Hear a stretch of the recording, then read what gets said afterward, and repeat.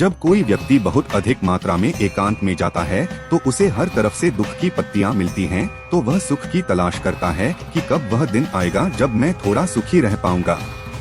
वो दिन कब आएगा जब मेरे मन से सारी चिंताएं दूर हो जाएं। आखिर कब आएगा वो दिन? ये सवाल करते उसके जीवन में और दुखने लगते हैं। दुखी, यह उसे ब्रह्मांड उसकी अद्वितीय बनी हुई वस्तु का बिल्कुल शास्त्रीय प्रस्ताव लगता है। आखिर ऐसा क्यों है? असल में दोस्तों, इस ब्रह्मांड के परीक्षण से यह पता चल सकता है कि इस वास्तविकता का क्या मतलब है, कि यह क्या बन गया है जो मैं इसे बनाना चाहता हूँ। वो दिव्य जब मानव ब्रह्मांड की आंख से झलक शिंगरी से पैदा होता है। अनंत लोक से संबंध रखने वाला वो आत्मा जो सत्य की तलाश में इस धरती लोक में चारों तरफ से मार खा रही है। शायद ये बातें आपको स्टैकलीज आई स्ट्रेट पॉइंट पर आना चाहती हैं। तो जब कोई व्यक्ति दुखों से भर जाता है तो यह ब्रह्मांड अपने जीवन में दुखों की नदियां बहा देता है ताकि वह व्यक्ति उस दुख का उपयोग करके ज्ञान के मार्ग पर चल सके, वास्तविकता को समझ सके। जरा सोचिए, अगर किसी व्यक्ति के जीवन में सिर्फ ऐसो आराम और सुखी जीवन रहे तो कुछ ना वो ज्ञान के मार्ग पर आना बर्बाद हो जाएगा। वो तो उन्हें नी की परछाइयां में नाचता रहेगा। तो जब वो दुखी व्यक्ति एक बार ज्ञान के मार्ग को चुनता है तो इस तरह की नीरस को छोड़ दिया जाता है, जैसे कि यह संसार और यह ब्रह्मांड और उसका अपना शरीर और मन किस तरह से काम कर रहा है समझ जाता है, तो उसे सुख दुख और बाकी भौतिक वस्तुएं टच जैसी दिखती हैं और इस चीज को वो ही गहराई से महसूस किया जा सकता है जो हर एक चीज को पूरी तरह से गहराई से निरीक्षण कर सकती है। और निरीक्षण करने का सबसे आसान तरीका है ध्यान की अनंत गहराइयों में अपने आप को डुबो देना। शुरुआत में आपको चिड़चिड़ापन महसूस हो सकता है, विचार का महायुद्ध होगा। जैसे जैसे आप अभ्यास करते हैं तो आपको अपने भीतर की दुनिया में परम शून्यता के साथ अनंत शांति का एहसास होगा। आपके शरीर के अंदर रक्त प्रवाह हो रहा है। आपके दिल की झलक आपकी दुनिया को ये सब एहसास दिलाती है। आप उसे चैतन्य का एहसास कराओगे जो आपके जीवन के अंदर महादीप जलाए गए हैं। चारों ओर आपको पहले यह आभास हुआ कि ये हमेशा के लिए है। ये तो केवल ध्यान की बात ही परम सत्य थी क्या? सूर्य का वो महाध्यान जिसमें आपके संपूर्ण पहलू शामिल हो जाते हैं, जिसमें आपका पादरी नाम शामिल है, जो आपके माँ बाप या भाई बंधन द्वारा दिया गया था, वो ध्यान की अनंत गहराइयों में कहानी है। वो ध्यान जो आपको इस ब्रह्मांड की सुनूनियत से अज्ञात करवाता है।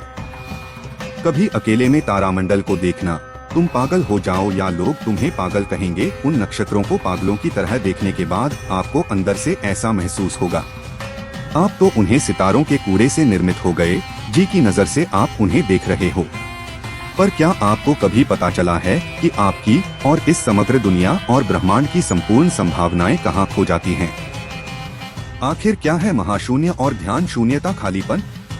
उनका मानना है कि जहाँ पर ना तो माँ जैसी कोई चीज होती है, ना सुख ना दुख, ना कोई विचार और ना ही कोई इच्छा। परम शांति पाने का बस एक ही रास्ता है। अपने आप को एक खाली जगह पर ले जाओ, अपने आप को प्रभावित करें। शांति से एक जगह पर बैठने के बाद गहरी शांति लेकर अपनी आंखों को आराम से बंद कर लें और ध्यान आकर्षित करना शुरू करें। एक महाशून्य का जहाँ पर कुछ भी मौजूद नहीं है, एक घनघोर अंधेरा जो आपकी आत्मा को शांति की भावना और कुछ नहीं दे रही। इस दुनियादारी से दूर आपकी आत्मा उस अनंत खालीपन में समुद्र तट पर तैर रही है। जब तक आपको अनंत शांति का एहसास ना हो, अब वहाँ से उठना ही मत। जब आपका समग्र एकता शून्य शांति में विलीन नहीं होता। जैसे जैसे आप महाशून्य ध्यान की गहराई में जाएंगे, आपको गिरा देंगे।